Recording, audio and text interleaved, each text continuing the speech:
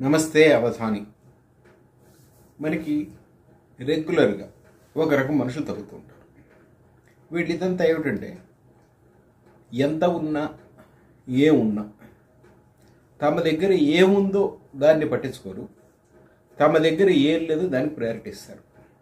నాకు ఇది లేదు అని చెప్పి ఉన్న వాటిని వదిలేసి లేని వాటికి పడి ఇబ్బంది పడుతూ ఉంటాడు.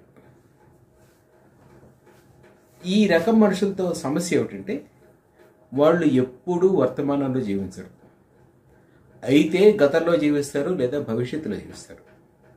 వర్తమానం అసలు వాళ్ళ దృష్టిలో ఉండనే ఉండదు.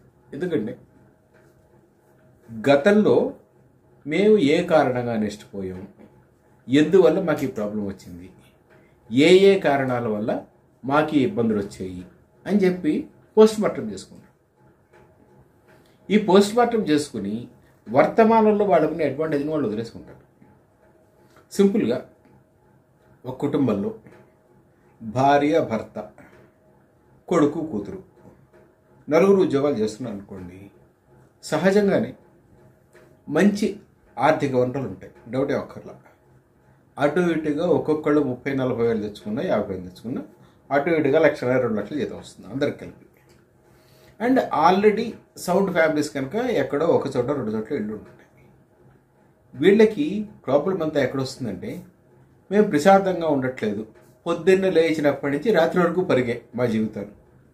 పొద్దున్నే 8 గంటలకి ఫలానా వాడు ఆఫీస్కి వెళ్ళాలి, పొద్దున్నే 9 గంటలకి మేము ఆఫీస్కి వెళ్ళాలి, 10 గంటలకి మా పిల్లలు స్కూల్కి వెళ్ళాలి, వాళ్ళని చేయాలి, పిల్లలు స్కూల్ నుంచి వచ్చేసరికి ఇంటి దగ్గర పట్టించుకునే వాళ్ళు ఎవరు లేరు, ఇలా మాట్లాడుతూ ఉంటారు. And they know they have opted for better revenues. అది వాళ్ళంతటా వాళ్ళు దాన్ని ఒక చాయిస్గా తీసుకున్నది. They want it as a choice. It's my choice to have everyone in the family to be an employee so that my financial resources will be high. ఇప్పుడు నెలకి 1,00,000-1,50,000 2 లక్షలు జీతం వచ్చింది నలుగురు కలిపి. Then whatever they spend they can accumulate good fund. That's what their priority is when they chose. తాము దాన్ని ఎంచుకున్నప్పుడు వాళ్ళు ఇది ఏమిటంటే మేము ఫైనాన్షియల్గా ఇబ్బంది లేకుండా ఉంటాం, it will be comfortable for our family, ఎవరికి ఏ ఇబ్బంది ఉండదు. రేపు పొద్దున కాస్త మంచి చదవాలన్నా, ఓ మంచి ఇల్లు కట్టుకోవాలన్నా, లేదా ఓ మంచి కారు కొనుక్కోవాలన్నా దేనికి ఇబ్బంది ఉండదు అని వాళ్ళు దాన్ని ఆప్ చేసుకున్నారు. దాన్ని ఆప్ చేసుకున్న వాళ్ళు ఒక 10-15 ఏళ్ళ తర్వాత, అంటే when they are relatively comfortable compare with many others, వాళ్ళు ఏం చేస్తారంటే మాకు ఈ ఇబ్బంది లేకుండా పోయింది, ఈ అవకాశం లేకుండా పోయింది అని మాట్లాడుతూ ఉంటారు.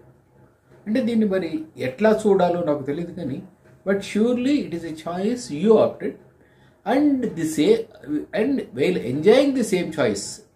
మీరు ఆ చాయిస్ని ఎంజాయ్ చేస్తున్నారు. ఎందుకు చేస్తున్నారంటే అంటే your target is to have a financial security comparing with many others. That's what your choice is and you opted for that. చేసి ఇప్పుడు అది చెయ్యని కుటుంబాల్లో, ఇప్పుడు ఒకే కుటుంబంలో ఒకళ్ళే ఉంటారు, వాళ్ళు ఉద్యోగం చేస్తున్నారు అనుకోండి, అప్పుడు ఏమవుతుంది, రెండో వాళ్ళకి ఉపాధి ఉండదు కనుక ఖచ్చితంగా మొదటి వాళ్ళు ఆ వచ్చే జీతంలోనే సర్దుకోవాలి. They can't go for luxuries or they can't go for whatever it comes అనే స్టేజ్లో ఉండదు. They will plan accordingly. Okay, ఎవరి ఫైనాన్షియల్ ప్లానింగ్స్ వాళ్ళకు ఉంటాయి, అదేమి ఇది కాదు. కానీ here where the wife is the spouse is a house wife, వాళ్ళకి ఇంట్లో అంటే ఉద్యోగానికి వెళ్ళి బయటకు వచ్చేవాళ్ళు వచ్చేసరికి అందరూ ఉద్యోగాలు చేస్తున్న ఫ్యామిలీస్లో ఉన్నంత స్ట్రెస్ ఉండదు వీళ్ళకి. ఎందుకంటే ఇంట్లో వాళ్ళు పొద్దున్న ఏదో పని చేసుకుంటారు, 1 గంట 2 గంటల రెస్ట్ చేసుకుంటారు, they are ready, they are refreshed. So they will be ready to come or to reduce the stress of those who came from employment. ఇది ఉంటుంది వీళ్ళకి. ఇది ఉండదు అని వాళ్ళు ఇచ్చేస్తారు. అట్లాగే ఉద్యోగం చెయ్యొద్దు, మేము ఉద్యోగం చేయదు ఇంట్లోనే ఉంటాం అనుకున్న వాళ్ళు, అబ్బాయి వాళ్ళకి అంతా ఉంది, వాళ్ళు ఎంత బాగా సంపాదిస్తున్నారు, ఇద్దరు ఉద్యోగస్తులు అని వీళ్ళు ఇది అవుతూ ఉంటారు. ఇది కూడా ఉంది. ఈ రెండో రకం కూడా ఉంది. ఇది అవును, వాళ్ళు ఇద్దరు ఉద్యోగం చేస్తున్న వాళ్ళకి ఏమైంది, వాళ్ళకి ఏం తక్కువ ఉందా అని, వాళ్ళకి ఏం తక్కువ ఉందో వాళ్ళకి తెలిసి వాళ్ళకి తెలియదు. అలాగే వీళ్ళకి ఏం తక్కువ ఉందో వీళ్ళకి తెలిసి వాళ్ళకి తెలియదు. బట్ ఒకళ్ళకి పడి ఒకళ్ళు ఏడుస్తూ ఉంటారు. ఇది చాలా ఎక్కువ సందర్భాల్లో చాలామంది దగ్గర గమనిస్తున్నాం. ఇది ఎందుకో తెలియదు మరి. అట్లాగే ఒక ఏజ్ తర్వాత కొంతమంది తప్పనిసరి ఉద్యోగాలు చేస్తారు, కొంతమంది ఉద్యోగాలు చెయ్యరు. Okay, what ever it is, what ever the reasons they opted, some may not do job, some may do job. దాన్ని కూడా ఇలాగే ఉంటుంది. ఇది ఎందుకో మరి ఉన్నదానిని ఎంజాయ్ చేయడం, అంటే తమకున్న అడ్వాంటేజ్ ఏమిటో దాన్ని ఐడెంటిఫై చేయండి, దాన్ని ఎంజాయ్ చేయండి. తమకున్న అడ్వాంటేజ్ని ఐడెంటిఫై చేసి ఎంజాయ్ చేయడం మానేసి తమకు లేని దాని గురించి చేయడం వల్ల జరిగే నష్టం ఏమిటంటే always you become a cynical person. అంటే ఎప్పుడు you see something negative in other people because your perspective has changed. Your perspective has changed in such a way that you are unable to look the angle which will empower you. మిమ్మల్ని మరింత ఆనందంగా ఉంచే angle ఏదైతే ఉందో మీ కుటుంబంలో దాన్ని మీరు చూసుకోలేకపోతారు. ఇప్పుడు ఒక కుటుంబం ఉంటుంది, పిల్లలు ఇద్దరు ఉంటారు. ఓ పిల్లడు నాకు తెలిసిన ఒక ఆయన ఉన్నాడు, ఆయన ఎక్కడో ఒక దేంట్లోనో షోరూంలోనో దేంట్లోనో పనిచేస్తాడు నాకు తెలిసి. And both his sons, one son is in US, one son is in Germany. Are they happy? I don't know. ఎందుకంటే వాళ్ళకి సమస్య వస్తుందంటే, ఇదిగో మా అబ్బాయి అంటే సోషల్గా చెప్పుకోవడానికి మా ఇద్దరు పిల్లలు బయట ఉన్నారు. ఒక అబ్బాయి యూఎస్లో ఉన్నాడు, బాగా సంపాదిస్తున్నాడు, ఇంకో అబ్బాయి జర్మనీలో ఉన్నాడు, he's a research fellow something అని చెప్పి వస్తారు, బాగుంది. బట్ వాళ్ళకున్న ప్రాబ్లం ఏంటంటే సాయంత్రం అయిన తర్వాత కూడా వాళ్ళిద్దరే ఉంటారు ఇంట్లో. ఎందుకంటే పిల్లలిద్దరు బయట ఉన్నారు.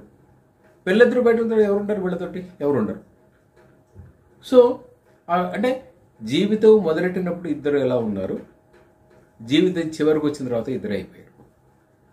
What they last is they feel, అరే మా పిల్లలు మాతో ఉండట్లేదు కదా, మా పిల్లలు ఎక్కడ ఉంటారు కదా, మరి వీళ్ళు ఎక్కడికి వెళ్ళి ఉంటారంటే వీళ్ళు ఎక్కడికి వెళ్ళి ఉంటారు.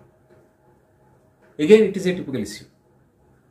అవును, వీళ్ళ పేరెంట్స్ వదిలేసి ఉపాధి కోసం బయటకు వచ్చారు కదా, హూయర్ ఇట్ ఈస్, మీరు నేను కూడా అదే పని చేసుకుంటాం. Many of us migrate to some place, whatever it is. Maybe నేను 500 కిలోమీటర్ల నుంచి ఉండొచ్చు, ఇంకోళ్ళు 50 కిలోమీటర్ల నుంచి వచ్చి ఉండొచ్చు, ఇంకోళ్ళు 100 కిలోమీటర్ల నుంచి వచ్చి, వాట్ ఎవర్ ఇట్ ఈస్. కొంతమంది 2,000-3,000 కిలోమీటర్లు యూఎస్ ఇంకో చోటుకి వెళ్ళి ఉండొచ్చు, వాట్ ఎవర్ వెళ్ళారు కదా. So you have migrated for your life, in search of your journey, in search of your employment, what ever it is. అయినప్పుడు నువ్వు చేసిన పని నీ పిల్లలు చేశారు కదా, వాళ్ళకి పిల్లల దగ్గర ఉన్నారు, మాకు పిల్లల దగ్గర లేని ఫీలింగ్ ఎందుకు? అంటే this is all where we are looking at what others are having, not we are having. మనకి ఏముంది అనేదాన్ని చూసుకోగలిగితే వీ ఫీల్ మోర్ హ్యాపీ. అవతల వాడికి ఏముంది అని చూడగలిగితే we feel more distressed. That's what many people are doing. And better to look at yourself. మీకు అంటే కంపారిజన్ 99% అవసరమే లేదు. ఎందుకు అవసరం లేదంటే మీరు కంపేర్ చేసుకోవడం మొదలెడితే ఎప్పటికీ మీరు సాటిస్ఫాక్టరీగా ఉండదు. కంపారిజన్ తీసేస్తే compare with yourself, what you aimed for, have you achieved it all. మీ పిల్లలు బాగా చదివించాలనుకుంటున్నావు, చదివించావు, పిల్లలు బయటకు వెళ్ళారు, ఓకే, ఎవరి ఉద్యోగం వాళ్ళది, అక్కడికి వెళ్ళిన తర్వాత వాడికి ఉద్యోగం ఉందా లేదా వాడు చేసుకునే హీ హాస్ టు. మీరు ఇక్కడ ఏం చేయలేరు కదా, then you need not worry about it. What you have to is, నేను నా పిల్లల్ని బాగా చదివించాను, వాళ్ళు హాయిగా బయటకు వెళ్ళి చదువుకుంటున్నారు, బయటకు వెళ్ళి ఉద్యోగాలు చేసుకున్నారు, రైట్, దే ఆర్ ఎంజాయింగ్. నువ్వు అక్కడికి వెళ్ళి వెళ్తావా ఉంటావా ఉండవా అంటే it is up to you. ఇవాళ మా మిత్రుడు ఒకళ్ళు మెసేజ్ పెట్టారు, జర్నలిస్ట్ రవి అని ఒక ఆయన, ఇండియన్ ఎక్స్ప్రెస్ ఆయన. He was in Indian express. He passed away at America while staying with his daughter, right. అంటే మనం ఇక్కడే ఉన్నాము, మన పిల్లలు ఇక్కడ ఉన్నారు కనుక, లేదు మన పిల్లలు అక్కడ ఉన్నారు, మనం కూడా అక్కడికి వెళదాం, stay with them, whatever it is. అలాగా. అంతేకాని don't think about what others are having, think about what you are having and enjoy your life.